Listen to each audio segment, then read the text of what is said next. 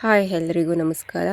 ನಾನು ಇವತ್ತಿನ ವಿಡಿಯೋದಲ್ಲಿ ಬಾಯ್ಲರ್ ಕೋಳಿ ಸಾಕಾಣಿಕೆ ಬಗ್ಗೆ ಕೆಲವು ಕೆಲಸಗಳನ್ನು ಮತ್ತು ಮಾಹಿತಿಗಳನ್ನ ಎರಡು ತೋರಿಸ್ತೀನಿ. ಬನ್ನಿ. ಯಾರು ನಮ್ಮ ಚಾನಲ್ಗೆ ಸಬ್ಸ್ಕ್ರೈಬ್ ಆಗಿಲ್ಲ ಅಂದರೆ ಪ್ಲೀಸ್ ಬೇಗ ಸಬ್ಸ್ಕ್ರೈಬ್ ಆಗಿ. RR ಶ್ರೀಕಂಠ್ ಆರ್ಗಾನಿಕ್ ಅಗ್ರಿಕಲ್ಚರ್ ಅಂತ. ಸೊ ನಾವು ಮೊದಲು ಸುಣ್ಣ ಹೊಡ್ಕೋಬೇಕು. ಈ ಥರ ಬ್ರೂಡಿಂಗ್ ಕಟ್ಕೋಬೇಕು, ಸುಣ್ಣ ಹೊಡ್ಕೋಬೇಕು. ಈ ಥರ ಎಲ್ಲ ವೈಟ್ ವಾಶ್ ಮಾಡ್ಕೊಂಡಿದ್ಮೇಲೆ ಒಟ್ಟು ಓಡಿಸ್ಕೋಬೇಕು. ಈ ಥರ ಒಟ್ಟುಗಾಡಿಯವ್ರು ಬರ್ತಾರೆ, ಬಂದು ಅವರೆಲ್ಲ ಒಳಿಕೆ ಶೆಡ್ಡಿಗೆ ಅವರೆಲ್ಲ ಸುರ್ಕೊಟ್ಟು ಹೋಗ್ತಾರೆ. ನೋಡಿ, ಈ ಥರ ಎಲ್ಲ ಅವನೊಂದು ಚೀಲ ಅವನಂತವು ಗುಡ್ಡೆ ಸುರ್ತಿರ್ತಾರೆ. ನಾವೆಲ್ಲ ಈ ಥರ ಆಡ್ಕೋಬೇಕು, ನೀಟಾಗೆಲ್ಲ ಒಂದು ಸಮನಾಗಿ ಆಡ್ಕೋಬೇಕು. ಸೊ ನಾನು ಚಿಕ್ಸ್ ಬಂದಿದ್ದನ್ನ ನಾನು ವೀಡಿಯೋ ಮಾಡೋಕ್ಕಾಗಲಿಲ್ಲ. ಹಿಂಗೆ ರೌಂಡ್ ಶೇಪಲ್ಲೆಲ್ಲ ತಗಡು ಹೊಡ್ಕೊಂಡು ನಾವು ರೌಂಡ್ ಬ್ರೂಡಿಂಗ್ ಮಾಡಿರೋದೆಲ್ಲ ಪಿಳ್ಳೆ ಇಳಿಸ್ಕೊಂಡಿದ್ದೀವಿ. ಅದು ವಿಡಿಯೋ ಮಾಡೋಕ್ಕಾಗಿಲ್ಲ. ಫಸ್ಟು ಪೇಪರ್ ಹಾಸ್ಕೋಬೇಕು. ನಮ್ಮ ಶೆಡ್ಗೆ 10 kg ಪೇಪರ್ ಬೇಕು, ನ್ಯೂಸ್ ಪೇಪರ್ ಹಾಸ್ಕೊಂಡು ರೌಂಡ್ ಬ್ರೂಡಿಂಗ್ ತಗಡು ಹೊಡ್ಕೊಂಡು ಫೀಡರೆಲ್ಲ ಜೋಡಿಸ್ಕೊಂಡು ಆಮೇಲೆ ಮಾರ್ನಿಂಗು ಪಿಳ್ಳೆ ಬಂದು 24 hours ಆಗಿದ್ಮೇಲೆ ಈ ಥರ ನಾವು ಪೇಪರ್ ಎತ್ಕೋತೀವಿ.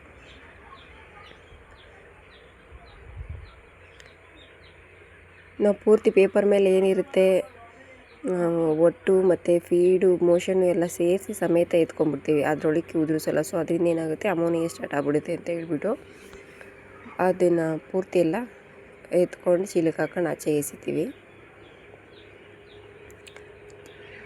ಪೇಪರ್ ಎತ್ತಿದ ಮೇಲೆ ಅಲ್ಲಲ್ಲೇ ಎಲ್ಲ ನೀಟಾಗಿ ಜೋಡಿಸಿರಲ್ಲ ಫೀಡರ್ಗಳನ್ನ.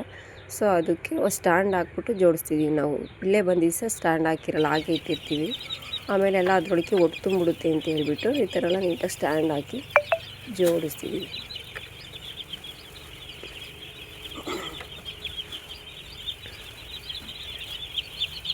ಶಾರ್ಟೇಜ್ ಇದ್ದರೂ ಕೂಡ ಎಕ್ಸ್ಟ್ರಾ ಇರೋ ಕಡೆ ತೊಗೊಂಬಂದು ಎಕ್ಸ್ಟ್ರಾ ಎಲ್ಲಿರುತ್ತೆ ಅಲ್ಲಿ ಇರೋದು ನೋಡಿ ತೊಗೊಂಬಂದು ಈ ಥರ ನೀಟಾಗಿ ಜೋಡಿಸ್ಬೇಕಾಗುತ್ತೆ.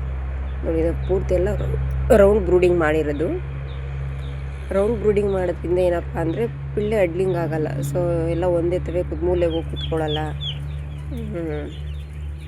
ಸಾಯಿಲ್ಲ, ಎಲ್ಲ ಈಟು ಸಮನಾಗಿ ಸಿಗುತ್ತೆ ಅಂತ ಅಷ್ಟೇ. ಪೇಪರ್ ಎತ್ತಿದ್ಮೇಲೆ ಈ ಥರ ನೀರು ಇಕ್ತೀವಿ. ನಮ್ಮದು ನಿಪ್ಪಲ್ ಶೆಡ್ ಆಗಿರೋದ್ರಿಂದನೂ ಸಹ ನಾವು 10 ದಿವಸ ತಗ ನೀರು ಇಕ್ತೀವಿ.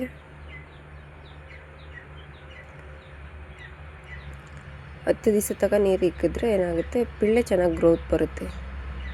ಚಿಕ್ಸ್ ಎಲ್ಲ ಮುಂದೆ ಕೋಳಿ ದೊಡ್ಡವಾಗ ಆವಾಗ ಗ್ರೋತ್ ಬೇಗ ಬರುತ್ತೆ. ಇಲ್ಲಿ 10 ಗ್ರಾಮ್ ಜಾಸ್ತಿ ಬಂತು ಅಂದರೆ ಚಿಕ್ಸಲ್ಲಿ ಲಾಸ್ಟಲ್ಲಿ 100 ಗ್ರಾಮ್ ಜಾಸ್ತಿ ಇನ್ಕ್ರೀಸ್ ಆಗಿರುತ್ತೆ.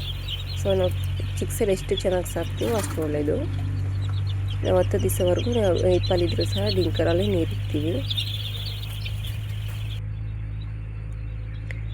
ಇದು ಸಂಜೆಗೆ ಡ್ರಮ್ಗೆಲ್ಲ ಸೌದೆ ಹಾಕಬೇಕು, ಬೆಂಕಿ ಹಾಕಬೇಕು. ಸೊ ಅದಕ್ಕೇನು ಮಾಡಿದ್ದೀವಿ, ಎಲ್ಲ ಡ್ರಮ್ ಹತ್ರನೂ ನೋಡಿ ಸೌದೆ ಮಡಿಕೊಂಡಿದ್ದೀವಿ.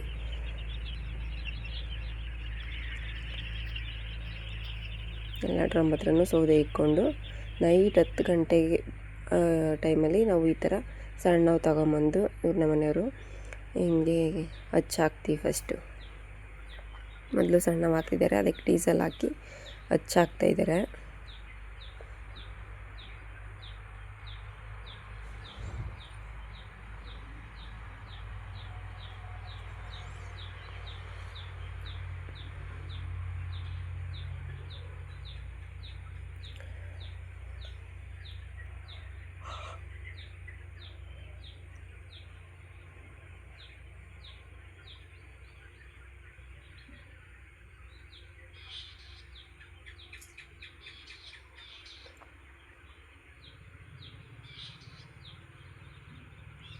ಆಮೇಲೆ ಸ್ವಲ್ಪ ಮೀಡಿಯಮ್ ಸೈಜಲ್ಲಿರೋಂಥ ಸೌದೆಗಳನ್ನ ತಗೊಂಡು ಹಾಕ್ತಾರೆ.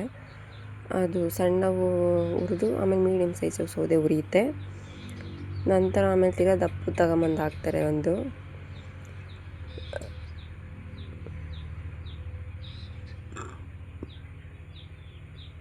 ಅಲ್ಲಿ ನೋಡ್ತಿರ್ಬೋದು, ನಾವು ಕೆಳಗಡೆಯಿಂದ ಹಚ್ಚಾಕೋಕ್ಕೆ ಮತ್ತು ಸಣ್ಣವು ಹಾಕೋಕ್ಕೆ ಓಪನ್ ಪ್ಲೇಸ್ ಇಟ್ಕೊಂಡಿದ್ದೀವಿ. ಮೇಲುಗಡೆಯಿಂದ ದಪ್ಪವಾಗೋಕ್ಕೆ ಅಂದ್ಬಿಟ್ಟು ಮೇಲುಗಡೆಯಿಂದ ಸಹ ಓಪನ್ ಪ್ಲೇಸ್ ಮಾಡ್ಕೊಂಡಿದ್ದೀವಿ.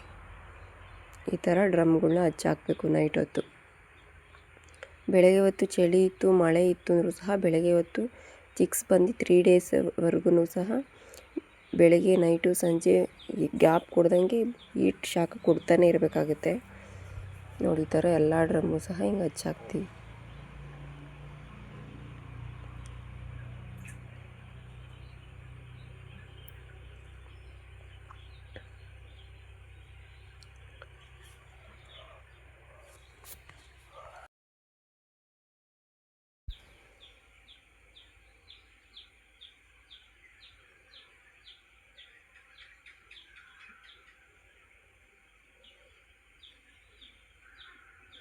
ಈ ಥರ ಮಲಗಿಸಿ ಡ್ರಮ್ ಇಟ್ಟರೆ ಏನಾಗುತ್ತೆ ಅಂದರೆ ದಪ್ಪ ಹಾಕೋದಕ್ಕೆ ಮತ್ತು ಹೆಚ್ಚಾಕೋದಕ್ಕೆ ತುಂಬ ಈಸಿ, ಆರಾಮ ಅನಿಸುತ್ತೆ. ಬಟ್ ಲೆಂತ್ ಶೆಡ್ಡು ಉದ್ದ ಇರೋರಿಗೆ ಏನಾಗುತ್ತೆ, ಅದು ಹೊಗೆ ಹೋಗೋ ಪೈಪ್ ಕೊಟ್ಟಿದ್ದೀವಲ್ಲ ಅದು ಎರಡೆರಡು ಪೈಪ್ ಬೇಕಾಗುತ್ತೆ. ಡ್ರಮ್ಮು ಸ್ಟ್ರೈಟ್ ಉದ್ದ ಇಟ್ಟರೆ ಒಂದು ಪೈಪ್ ಸಾಕಾಗುತ್ತೆ. ಸೊ ಅದಕ್ಕೆ ನಾವು ಇಲ್ಲಿ 2 ಬ್ರೂಡಿಂಗ್ ಮಾಡಿದ್ದೀವಿ. ಒಂದು ಬ್ರೂಡಿಂಗ್ ಈ ಥರ ಮಲಗಿಸಿ ಡ್ರಮ್ ಮಡಗಿದ್ದೀವಿ, ಇನ್ನೊಂದು ಸ್ಟ್ರೈಟು ಉದ್ದಕ್ಕಾಗೆ ಡ್ರಮ್ ಮಡಗಿದ್ದೀವಿ.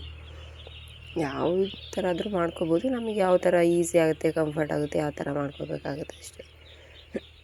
ನಾವು ಈ ಥರ ರೌಂಡ್ ಬ್ರೂಡಿಂಗ್ ಮಾಡೋದು. ಅದು ಹಚ್ಚಾಕಿದ್ಮೇಲೆ ಅಷ್ಟೇ, ಅದು ಕ್ಲೋಸ್ ಮುಗೀತು. ಸೊ ಬೆಳಗ್ಗೆ ಎದ್ದು ಬ್ರೂಡಿಂಗ್ ಕವರ್ ಒಳಗಡೆ ಒಂದು ಲೇಯರ್ ಕವರ್ ಇರುತ್ತೆ, ಆಚೆಗಡೆ ಒಂದು ಲೇಯರ್ ಕವರ್ ಇರುತ್ತೆ. ಸೊ ಅದು ಬಿಸಿಲಾದ್ಮೇಲೆ ಒಂದು 7 ಗಂಟೆ 7:30 8 ಗಂಟೆ ಆದಮೇಲೆ 1 ಅವರ್ ಹಾಫ್ ಆನ್ ಅವರ್ ಹೆಚ್ಚು ಕಮ್ಮಿ ಈ ಥರ ಎಲ್ಲ ಕವರೆಲ್ಲ ಮೇಲೆ ಕೆತ್ತಬೇಕು. ಅದಕ್ಕೆ ಫ್ರೆಶ್ ಗಾಳಿ ಬೇಕು, ಇಲ್ಲ ಅಂದರೆ ಸ್ಮೆಲ್ ಸ್ಟಾರ್ಟ್ ಆಗಿಬಿಡುತ್ತೆ.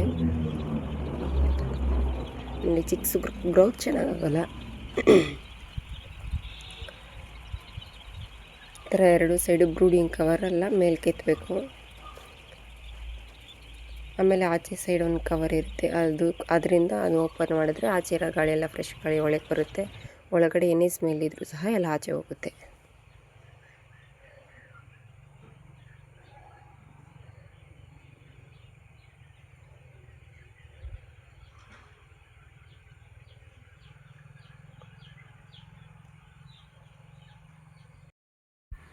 ವಿಡಿಯೋ ಇಷ್ಟ ಆಗಿದ್ರೆ ನಮ್ಮ ಚಾನಲ್ ಸಬ್ಸ್ಕ್ರೈಬ್ ಮಾಡ್ಕೊಳ್ಳಿ, ಲೈಕ್ ಮಾಡಿ, ಶೇರ್ ಮಾಡಿ.